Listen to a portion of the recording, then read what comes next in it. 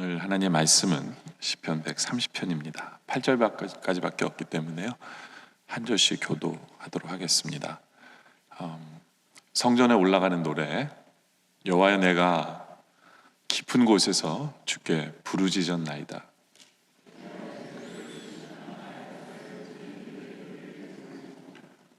여호와의 주께서 죄악을 지켜보실진대 주여 누가 서리이까?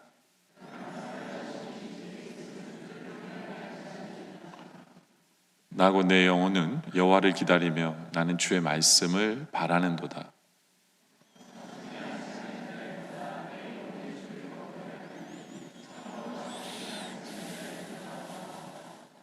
이스라엘아 여호와를 바랄지어다. 여호와께서는 인자하심과 풍성한 속량이 있음이라.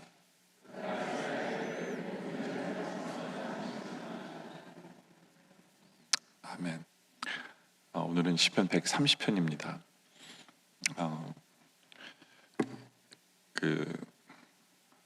아마 시편은 오늘까지 제가 설교를 하고요. 그 다음에 다음 주에는 옹기장이 집회가 있고 그 다음 주에는 우리 이영규 목사님이 설교를 하셔서 3월 달에 또 제가 설교를 하게 될 것 같아요. 3월 달부터는 제가 빌립보서를 말씀을 전합니다.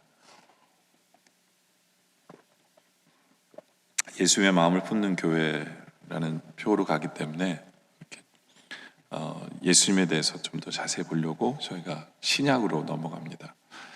창세기부터 쭉 왔는데요. 언제 제가 끝날지도 모르겠고, 그렇죠? 구약을 다 끝나고 하면 제가 죽어도 못 끝날 것 같아서 신약으로 또 넘어갔다가 때가 되면 또 다시 시편 131편을 하도록 하는데, 올해는 이제 이렇게 하고 신약으로 제가 수요일 날 신약으로 넘어갔다가 이제 시편은 언제 돌아올지 모르지만 나중에 131편부터 다시 진행하도록 하겠습니다. 오늘 시편 130편인데요. 1절에 보면 여호와 내가 깊은 곳에서 주께 부르짖었나이다. 여러분들 이 구절을 보면 찬송 생각나는 거 없으세요? 내가 깊은 곳에서 주를 불러 아뢰니, 그죠? 이 찬송이 1절부터 4절이 다 이 구절 안에 있는 찬송이에요. 내용이요. 저는 굉장히 즐겨 부르는 찬송인데요. 내가 깊은 곳에서 주께 부르짖고 주님을 불러요. 근데 깊은 곳이 무슨 뜻일까를 우리가 알아야 돼요. 깊은 곳이 무슨 뜻일까요? 첫째로 우리가 한번 보려고 하는데요. 깊은 곳이 어디일까요? 이 시편 기자는 아주 깊은 곳에 빠져 있다라고 설명을 합니다. 보통은 이제 깊은 곳은 고칠 수 없는 어떤 질병에 빠져 있을 때, 아니면 정신적으로 어떤 고뇌에 빠져 있을 때, 인생을 포기하고 싶을 때, 미래가 막막하고 조금 더 희망이 안 보일 때, 이런 때를 많은 분들은 깊은 곳일 거야 라고 생각을 합니다. 근데 이 깊은 곳에요, 물론 그것이 깊은 곳일 수 있어요. 근데 그것의 공통점이 뭐냐면요, 그것이 아파서든지 정신적인 문제든지 아니면 두려움이든지, 근데 이 깊은 곳은 하나님이 느껴지지 않는 그 시간을 의미합니다. 그러니까 다시 말해서 세상 사람들은 이 깊은 곳을 몰라요. 세상 사람들은 깊은 곳을 몰라요. 왜냐하면 깊은 곳이라는 건 뭐냐면, 내 영혼의 깊은 곳은 하나님만이 채워주실 수 있는 그 부분을 얘기하는 거거든요. 그러니까 하나님이 경험되어지지 않는 그 자리가 깊은 곳이에요. 오늘 이 시편 기자는 성전을 향해서 나아갑니다. 하나님의 성전을 향해서 나아가는데, 그때 시편 기자는 내가 깊은 곳에서라고 표현을 하는 게 맞아요. 왜냐하면 성전을 나아갈 때, 성전을 향해 나아갈 때 보통 무엇을 기대합니까? 내가 성령 충만한 걸 기대하고 하나님이 경험되어지는 것을 기대하잖아요. 그죠? 근데 나는 내 발걸음은 교회를 향해 가고 성전을 향해 가는데 내 마음에 뭔가가 허전하고 하나님이 느껴지지 않아요. 그러니까 안타까운 거예요. 발걸음은 교회를 향해 가고 발걸음은 성전을 향해 나아가는데 내 모습 속에서 하나님이 경험되지 않을 때 내 깊은 곳에서 주님을 부릅니다 라는 표현을 그때 쓰는 거예요. 제가 이 내가 깊은 곳에서 이 찬송을 좋아한다 그랬잖아요. 근데 솔직히 좋아하는 게 아니라 자주 해요, 이 찬송을. 근데 언제 제가 이 찬송을 부르냐면 설교가 잘 안 풀릴 때 부르는 찬송이에요. 그러니까 말씀을 읽어요. 이제 설교 준비를 하려면 말씀을 읽어야 되잖아요. 본문에 읽는데 그 뜻이 뭔지를 모르는 게 아니에요. 그 뜻은 알아요. 지금 이 말씀의 뜻이 뭔지를 알아요. 근데 문제는 뭐냐면 내가 뭐라고 설교해야 될지 모르는 거예요.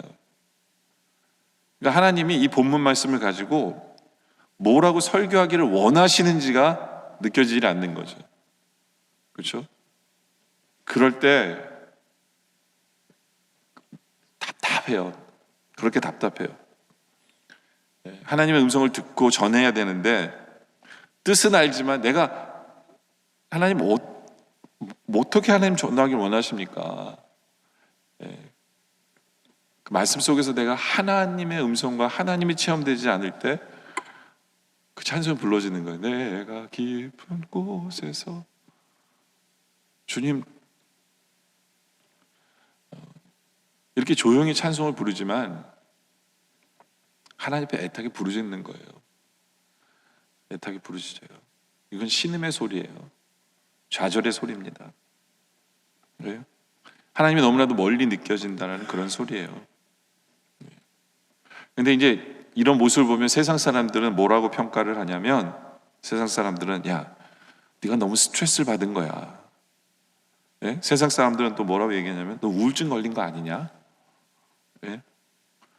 혹시 너는 자기 연민에 빠진 거 아니냐? 너는 자포자기 상태가 아니냐? 뭐 이렇게 세상 사람들은 표현할지 몰라요. 우리의 모습을 볼 때. 근데 세상 사람들은 이해를 못해요. 세상 사람들은 못해요. 왜냐면 우리 깊은 곳을 그들은 이해를 못해요. 깊은 곳이 만족이 되어져야만 이게 해결되는 것은 그들을 모르니까 겉으로 나오는 모습만 보면서 그렇게 표현해요. 성경에 많은 우리 믿음의 선배들은요, 그 모습만 보면 정말 우울증 환자들 많아요. 지금 내가 죽고 싶습니다 하는 뭐 엘리야의 기도라든가 이런 것들은 정말 우울증 환자 같은 모습들이에요. 근데 왜 그걸 느끼냐면 하나님만이 채워주실 수 있는 그 부분을 우리는 느끼기 때문에 그래요. 그 부분을 느끼기 때문에. 하나님 저 돈이 없어요. 그래서 하나님 돈을 주신다고 해서 해결되는 게 아니거든요. 내가 건강이 안 좋습니다. 하나님이 건강을 회복시켜야만 해결되는 부분이 아니에요. 우리는 알고 있어요. 내가 깊은 곳에서 주님을 부른다는 표현은요, 이거는 하나님만이 채워주셔야 된다는 것을 너무나도 알고 있는 성도만이 고백할 수 있는 게, 내가 깊은 곳에서 주님을 부릅니다. 주님 앞에 부르짖습니다.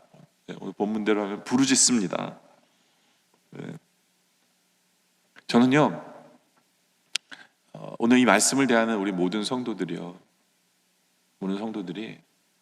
이런 시간들이 자주 왔으면 좋겠어요. 자주 왔으면. 내가 하나님이 경험되어지지 않고 내 깊은 곳에 만족이 안 되어지는데 우리 안에 이런 절규가 없다면 그게 더 문제죠. 그렇죠?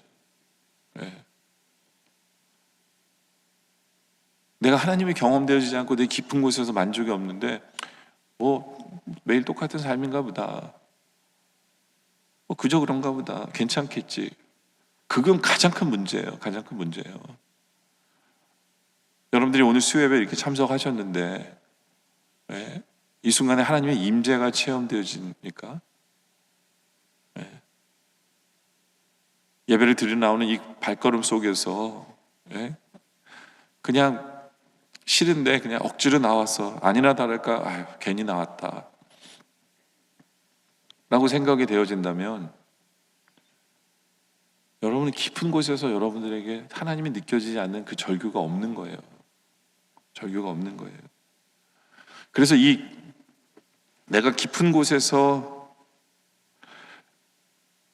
주님을 부르짖는다라는 이 표현이요, 하나님이 경험되지 않기 때문에 어떻게 보면 하나님과 가장 먼 거리에 있는 것처럼 느껴져요. 근데요, 중요한 건 뭐냐면 내가 깊은 곳에서 주님을 부르짖는 그 자리가 어떤 면에서 있어서는 하나님께 나아가는 가장 가까운 자리예요. 하나님께 나아가는 가장 가까운 자리예요. 왜냐하면 부르짖을 때 하나님의 손길이 경험되어지기 때문에, 우리가 그렇게 내가 깊은 곳에서 주님을 찾을 때 하나님을 만날 수 있기 때문에, 그렇지 않고서는 우리는 만나지 못하거든요.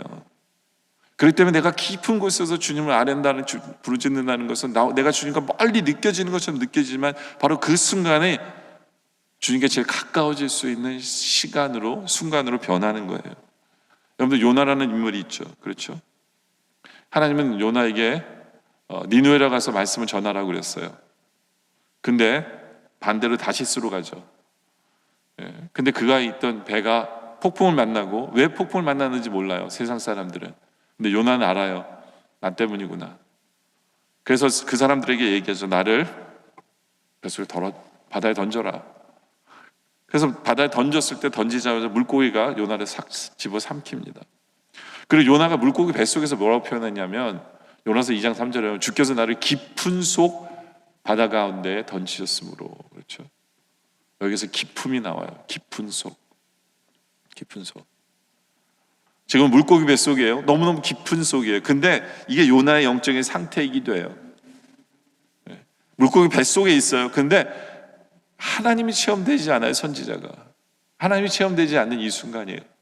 근데 어떤 면에서는 이 순간은, 이 깊은 속 이 순간은 하나님과 제일 가까운 순간이기도 해요. 왜냐하면 그를 물고기 뱃속에 넣으신 분이 하나님이기 때문에, 그가 물고기 뱃속에 있다는 것 자체가 하나님의 은혜 속에 있는 거예요. 하나님의 능력 속에 있는 거예요. 하나님의 섭리 속에 있는 거거든요. 근데 요나는 그것이 느껴지지 않아요. 그러면서 그의 마음속에 영적으로 공허함을 느끼면서 깊은 속이라는 표현을 하는 거거든요. 그러니까 내가 깊은 곳에서 주님을 아련다라는 이것은요, 하나님과 가장 멀리 느껴지는 것 같지만 어떤 면에서 하나님과 가장 가까운 순간이 돼요. 그래서 우리는 이 고백이 필요해요. 주님, 내가 깊은 곳에서 주님께 부르짖습니다. 깊은 곳에서 주님께 부르짖습니다. 하나님이 느껴지지 않는다면 우리는 항상 이 고백이 필요해요. 항상. 이건 세상이 줄 수 없는 만족이에요. 세상 사람들이 이해할 수 없어요. 물론 내가 인간적으로 겪는 질병이나 연약함이나 뭐 이런 것들이 결국에는 하나님을 찾게 만들어서 우리는 깊은 곳이라고 얘기를 하죠. 근데 세상 사람들은 우리를 보면서 건강이 안 좋아서 저런가? 우리는 그게 아니잖아요. 그렇죠? 제가 여러분들이 말씀드린 이 뜻을 다 알기를 원합니다. 그래서 이 자리에 함께한 성도들은 주님, 내가 깊은 곳에서 주님을 찾습니다 라는 그 마음으로 주님께 간절히 나오는 우리들이길 원합니다. 그런데 그렇게 나올 때 두 번째가 체험되어져요. 두 번째가, 그게 뭐냐면 내 죄의 깊음을 깨닫는 순간이 용서받는 순간이 되어짐을 보게 돼요. 하나님께 부르짖었어요. 주님께 내가 깊은 곳에서. 그랬더니 3절로 이어집니다. 1, 2절은 하나님께 부르짖는 거였고요, 3절에 여호와의 주께서 죄악을 지켜보실 텐데 주여 누가 서리이까. 나의 깊은 곳을 채워줘야 된다라고 주님께 부르짖으며 나오면 주님을 만나는 그 순간 우리 안에 제일 먼저 맞닥뜨려지는 게 되는 건 뭐냐면 나의 죄악이에요. 나의 죄악, 나의 부끄러움이에요. 물론 하나님께서 내 죄를 하나하나 다 살피신다면 우리는 주님 앞에 설 수는 없어요. 바로 그런 뜻이에요. 주께서 죄악을 지켜보실진데 주여 누가 서리이까. 근데 내 죄가 보여지는 걸 어떻게 해요? 주님 앞에 감히 나아갈 수도 없어요. 내 죄악이 보여지기 때문에. 그런데도 불구하고 그 순간이 은혜의 순간이에요. 그 순간이. 왜냐하면 내 죄가 보여지는 순간 하나님께서는 또 그 모든 죄를 용서해 주시는 하나님이심을 동시에 나타내 주시기 때문에, 하나님의 용서가 없으면 우리는 하나님 앞에 설 수가 없어요. 근데 하나님의 사해 주심을 만나요. 그래서 3절에는 내가 주님 앞에 어떻게 섭니까? 라고 얘기하지만 4절로 가면 그러나 사유하심이 주께 있으면 주를 경외하게 하십니다. 주님의 용서하심과 사유하심이 있어요. 그래서 주님을 경외하게 되는 거예요. 이게 순서가 굉장히 중요해요. 주님을 경외하기 때문에 용서를 받는 게 아니에요. 경외하기 때문에 용서를 받는 게 아니에요. 네. 내가 내 죄의 기쁨을 깨닫고 주님을 만나는 그 순간 주님의 용서가 체험되지다 보니까 그 용서해 주시는 그 은혜 때문에 우리가 주님을 더 경외하게 되는 거예요. 주님을 더 경외하게. 이것이 은혜예요. 이것이 하나님의 축복입니다. 내가 주님을 만나는 순간 내가 하나님을 사랑하지 못했구나. 내가 하나님을 경배하지 않았구나. 내가 주님의 이름을 높이지 않았구나. 예? 내 인생 그냥 내 마음대로 살았구나. 내가 주님께 불순종했구나. 내가 게을렀구나. 내가 하나님 뜻을 가슴에 품지 않고 살았구나 라고 내가 깊은 곳을 둘러보며 주님을 만나는 순간 그 모든 것이 우리 앞에 부끄러움으로 다가오기 시작하는데 주님께서 우리에게 내가 다 용서해 줄게. 너는 이미 사함을 받았어 라고 하는 순간 우리는 주님을 경외하지 않을 수 없게 되고 그때 우리의 인생이 터닝 포인트가 되고 변화의 시간이 되는 거예요. 네. 시편 기자는 바로 그것을 고백하는 거예요. 시편 기자는 내 죄가 보여지고 내 죄가 회개가 되어지고 그건요 나의 깊은 곳이 드러났다는 얘기예요. 내가 깊은 곳에서 주님을 만나고 있다라는 증거입니다. 이것이 바로 주님을 만나고 있다는 증거의 회개라는 것이 바로 이것이 우리의 모습이길 원해요. 근데 그 다음 단계가 뭐냐? 시편 기자는 세 번째 결국 말씀으로 답을 주시는 하나님을 만나게 돼요. 5절에 보면 나 곧 내 영혼은 여호와를 기다리며 나는 주의 말씀을 바라는도다 라고 표현합니다. 하나님을 기다려요. 하나님을 기다려요. 근데 하나님께서는 나를 기다리는 나에게 뭘로 답을 주시냐면 말씀으로 답을 주세요. 그래서 말씀을 기다리는 게 하나님을 기다리는 거예요. 하나님을 기다리는 거예요.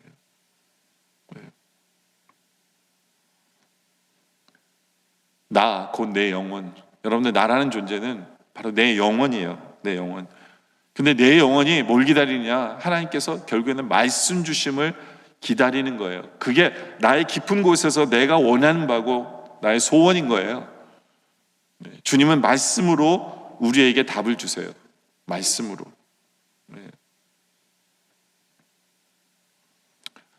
자꾸 제 얘기를 해서 죄송한데 제가 아까 얘기했잖아요. 저 상태가 말씀을 읽었는데 이해는 뜻이 뭔지는 아는데 어떻게 전해야 될지 모르고 하나님께서 주시는 말씀 뜻이 답답한 그 순간 내가 깊은 곳에서 주님을 아뢰입니다.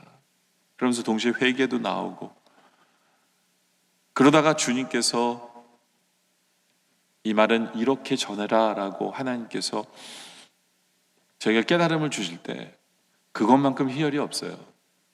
그것만큼 기쁨이 없어요.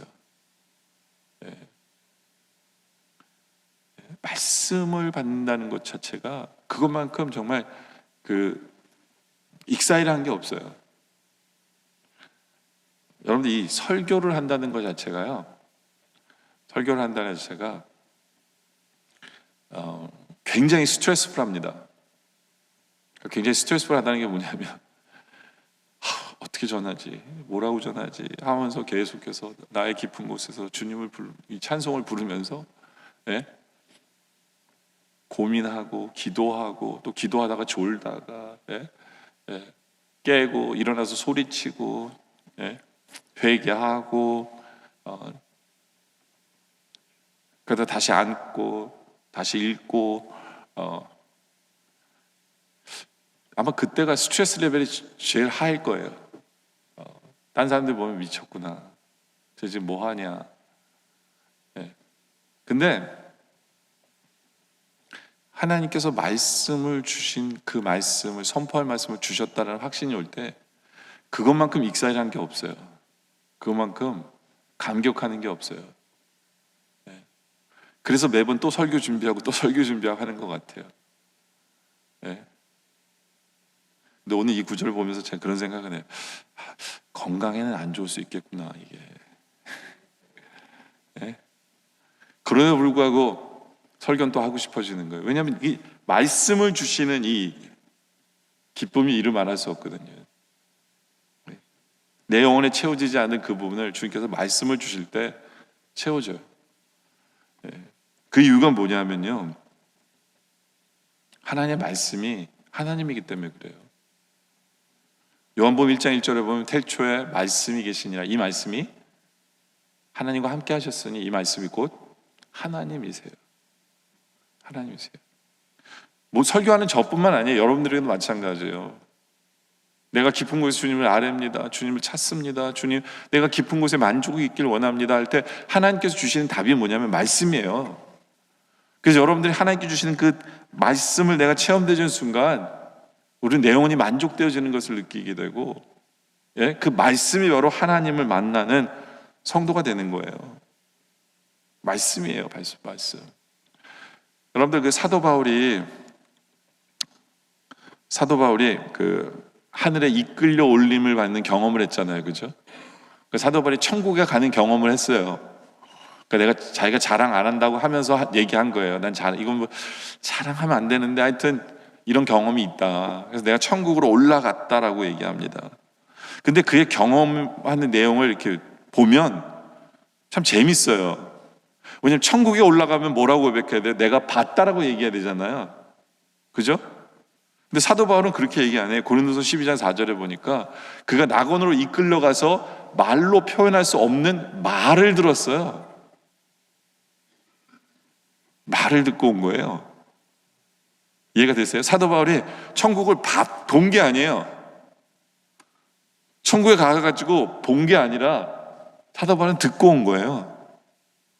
이게 천국이었어요. 사도 바울에게 하나님의 말씀을 듣는 그것이 굉장히 의미심장한 말이에요. 예수님도 그렇게 말씀하잖아요. 귀 있는 자들은 들을지어다.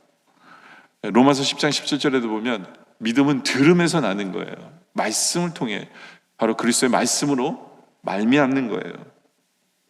말미암는 거예요. 하나님의 말씀.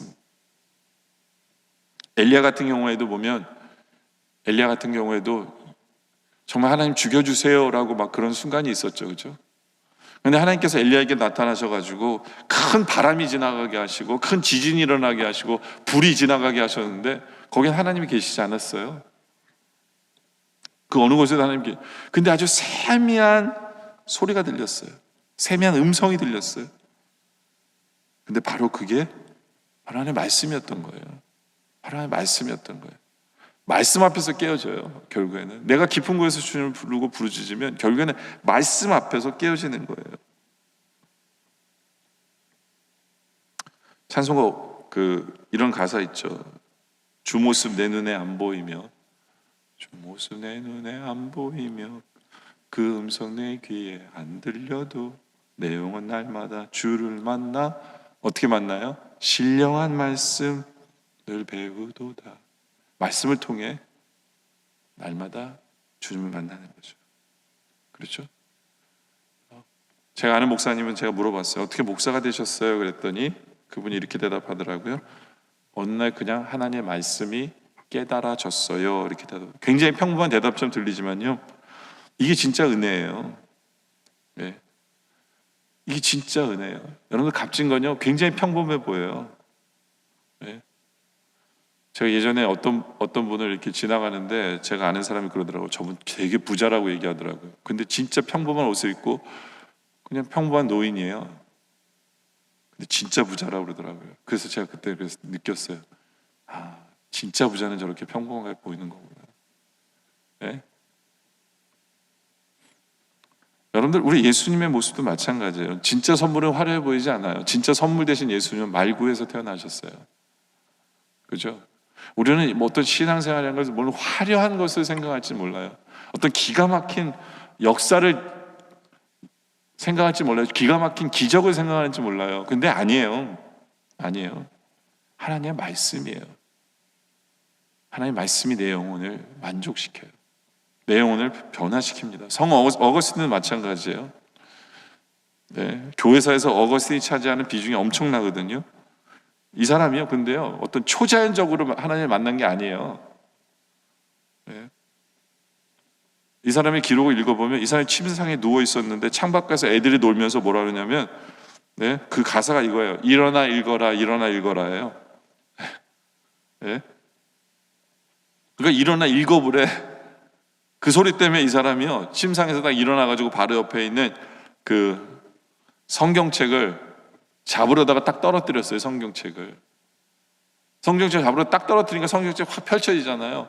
그 펼쳐져서 딱 봤더니 거기 로마서 13절이 나온 거예요. 13장 11절이. 또한 너희가 이 시기를 알거니와 자다가 깰 때가 벌써 되었으니, 그죠? 자다가 깰 때래요. 어거스틴은요, 이 구절에 그냥 깨진 거예요. 이 한 말씀 앞에서 자다가 깰 때라는 거예요. 이제는 그 말씀이 그 옆에 들어오기 시작하면서 이 사람이 최고의 신학자로 회심하게 바뀐 거예요. 여러분들, 잔 웨슬리도 마찬가지예요. 영국의 유명한 부흥사인 이 사람이요, 이 사람은 신학까지 공부하고 선교사까지 된 사람이에요. 근데 그 마음속에 구원의 확신과 평강도 없었어요. 근데 어느 날 올더스 게이트라는 곳에서 아주 작은 교회에 우연히 들어가서 설교자가 하나님의 말씀을 해석하는 걸 들으면서 거기서 깨졌어요. 그 말씀 한마디에 그냥 이상하게 그 말씀을 듣는 순간 그 말씀 앞에서 자기가 구원받은 사실이 확인되어지고요, 그리고 거기서 그 말씀 앞에서 깨어진 거예요. 그리고 그는 변화된 거예요. 이들의 공통점이 뭐냐면요, 하나님의 말씀이었어요. 하나님의 말씀. 여러분, 우리는 기적을 믿어요. 병자를 고치고 귀신을 내어쫓고 바로 그런 하나님을 우리는 믿습니다. 그러나 바로 그런 놀라운 기적과 이런 것들이 사람을 변화시키진 않아요. 사람은요, 하나님 말씀 앞에서 변화돼요. 내가 깊은 곳에서 주님을 불러 아뢰입니다. 주님, 내가 부르짖습니다 하면서 주님 앞에 회개하고 그때 주어지는 하나님의 말씀 앞에서 우리가 깨어지는 거예요. 우리가 깨어지는 거예요. 네. 그리고 우리가 주님 앞에 그렇게 나아갈 때 결국 말씀을 통해서 네 번째로 주님 우리를 만나주세요. 우리가 유명한 잘 아는 구절이죠. 시편 130편 6절에 보면 파수꾼이 아침을 기다림보다 내 영혼이 주를 더 기다리나니 참으로 파수꾼이 아침을 기다림보다 더하도다. 여러분들, 세상에서 아침을 제일 기다리는 사람이 누구냐면 파수꾼이에요. 전쟁터에서 바깥에 그 추운데 파수를 하는 사람은요, 딴 생각 안 해요. 언제 빨리 오지? 아침에 언제 오지? 이거밖에 기대 안 해요. 간절히 바래요. 근데 하나님 우리에게 말씀하세요. 그보다 더 간절함이 우리에게 있어야 된다는 거예요. 내 영혼의 깊은 곳에서 간절함으로 부르짖음과 회개와 하나님의 말씀을 사모하는 그 모습이 있을 때 바로 그 간절함 앞에 하나님 우리를 만나주시는 분이다 라는 거죠. 그렇죠? 바로 이것이 우리의 모습이길 원합니다. 여러분들, 우리의 깊은 곳에서 하나님을 찾는 우리들, 그래서 결국에는 말씀을 통해서 하나님을 만나 변화되는 우리들. 그래서 그렇게 만나면 7절에 보면 이스라엘아 여호와를 바랄지어다 여호와께서는 인자하심과 풍성한 속량이 있습니다. 여기 보면 인자하심과 속량케 하시는, 용서해 주시고 자유를 주시는 바로 그 주님을 만나는 바로 그런 우리들이 되어지기를 주님의 이름으로 축원합니다. 기도드리겠습니다. 아버지 하나님, 내가 깊은 곳에서 주님께 부르짖고 아뢰입니다.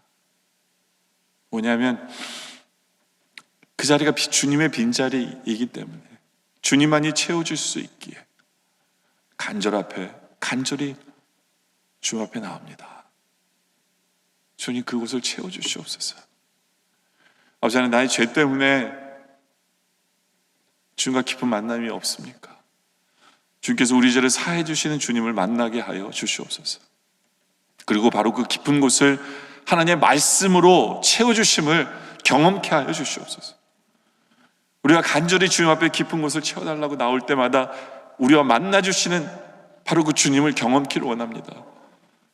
그러기 위해 매일 아침 매 순간 파수꾼이 아침을 기다리듯이 늘 간절함으로 주님 앞에 나와 주님 만나게 하여 주시옵소서. 아버지 하나님, 주님 없이 살면서 괜찮은 척하면서 알지 않게 하여 주시옵소서. 주님이 경험되어지지 않으면서 주님께 주시는 말씀이 없으면서 이대로도 괜찮을 줄 착각하지 않게 하여 주시옵소서. 내 영혼에서 나는 그 배고픔의 소리를 듣게 하여 주시옵소서. 주님을 찾고 주님을 만나게 하여 주시옵소서. 예수님의 이름으로 기도드립니다.